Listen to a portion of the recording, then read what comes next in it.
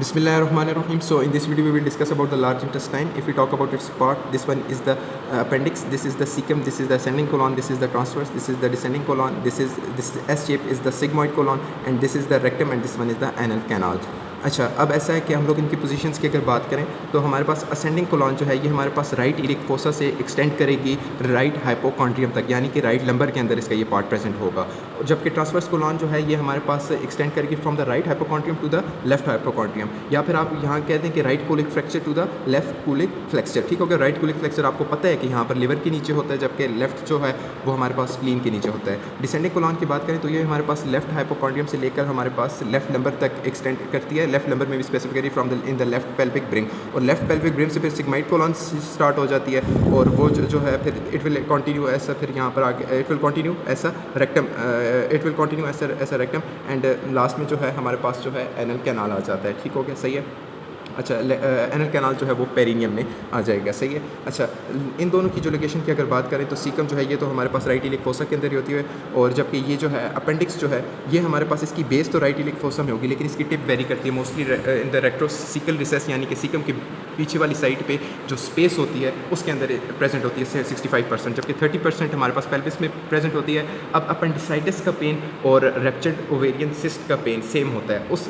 उस वाली अपेंडिक्स का जो पेल्विस में प्रेजेंट है और उसको अपेंडिसाइटिस हो गया तो उसका पेन और रेप्चर्ड ओवेरियन सिस्ट जो होती है उनका पेन सेम होता है, लिहाजा स्टार्टिंग में डॉक्टर्स को डिफ़िकल्टी होती है उनके दरमियान डिफ्रेंशिएट करने में। अच्छा, ये जो है सीकम के अंदर ये जो आ रही है ये एक्चुअली हमारे पास स्मॉल इंटेस्टाइन का पार्ट है, इलियम। यहाँ पर हमारे पास वॉल्व होते हैं, इलियोसिकल वॉल्व। सीकम को अंदर से खोलें आप ना तो आपको इलियोसिकल एक ओपनिंग इलियोसिकल वॉल्व की होगी, उसके 1 इंच बिलो जो है हमारे पास अपेंडिक्स की ओपनिंग होती है। ठीक हो गया। इसके अलावा आप देखें तो ये आपको एक स्ट्रक्चर नज़र आ रहा है, ये ब्लू से कलर का ये टीनिया कोलाई है। ठीक हो गया। टीनिया कोलाई लॉन्गिट्यूडल मसल्स के बैंड होता है। ठीक हो गया, सही है। और टीनिया कोलाई जो है असेंडिंग और डिसेंडिंग में एक एंटीरियर 2 पोस्टीरियर होंगे, जबकि ट्रांसवर्स के अंदर 2 एंटीरियर टीनिया कोलाई होंगे और 1 पोस्टीरियर होगा। टोटल टीनिया कोलाई का नंबर होता ही 3 है। ठीक हो गया, सही है।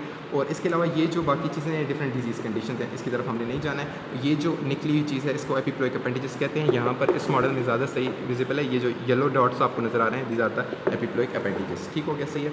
अच्छा, बाकी अब हम लोग इसके थोड़ा सा आर्टीरियल सप्लाई देख लेते हैं।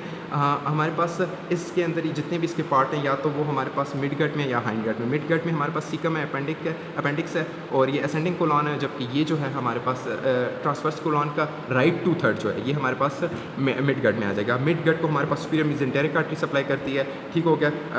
अपेंडिकुलर आर्टरी जो है वो हमारे पास अपेंडिक्स को सप्लाई करेगी, और अपेंडिकुलर आर्टरी जो है वो सुपीरियर मेसेंटेरिक की ही ब्रांच है। सीकम को जो है हमारे पास जो है एंटीरियर और पोस्टीरियर सीकल आर्टरी करती है, जो कि हमारे पास इलियोकोलिक की ब्रांच है, और इलियोकोलिक इटसेल्फ जो है वो हमारे पास सुपीरियर मेसेंटेरिक की ब्रांच है। असेंडिंग कोलॉन की अगर बात करें तो इसको हमारे पास इलियोकोलिक तो सप्लाई करती है, इसके साथ ही राइट कोलिक भी सप्लाई करेगी, और दोनों सुपीरियर मेसेंटेरिक की ब्रांचेज हैं। और ट्रांसवर्स का राइट जो 2/3 है इसको हमारे पास जो है मिडल कोलिक सप्लाई करती है, जो कि ब्रांच है सुपीरियर मेसेंटेरिक की, जबकि लेफ्ट जो 1/3 है वो क्योंकि अब हाइंड गट में आ जाएगा। लेफ्ट 1/3 और डिसेंडिंग कोलॉन सिग्माइड रेक्टम और एनएस ये जो है हमारे पास हाइंड गट में आ गए ना, तो फिर लेफ्ट 1/3 को हमारे पास लेफ्ट कोलिक सप्लाई करेगी, जो कि इंफीरियर मेसेंटेरिक की ब्रांच है। डिसेंडिंग को हमारे पास लेफ्ट कोलिक की सप्लाई करती है और सिग्माइड ब्रांचेस करती हैं, दोनों जो हैं इंफीरियर मेसेंटेरिक की ब्रांचेस है। सिग्माइड कोलॉन को हमारे पास सिग्माइड आर्टरी की ब्रांचेस सप्लाई करेंगी, जो कि हमारे पास इंफीरियर मेसेंटेरिक की ब्रांच है। जबकि इसके अलावा जो है क्या कहते हैं बाकी जो रेक्टम और एनएस है इनको भी हमारे पास जो है इंफीरियर मेसेंटेरिक आर्टरी ही हमारे पास सप्लाई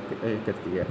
अच्छा, एक बहुत इंपॉर्टेंट स्ट्रक्चर है जो हमारे पास जो ये आपको पाउचेस दिखाई दे रहे हैं, ठीक है, ये सारे इनको एक्चुअली हॉस्ट्रा कहते हैं। ये हॉस्ट्रा कंबाइन होंगे हमारे पास, और ये कंबाइन करके हमारे पास पूरी लार्ज इंटेस्टाइन बना रहे होते हैं। ये जो आपको दिखाई दे रहे हैं ना, ये जो पाउचेस छोटे छोटे जो हैं ये these are actually the haustra, and they will combine to form the large intestine. So this was all about the large intestine. Thank you so much for watching and best of luck.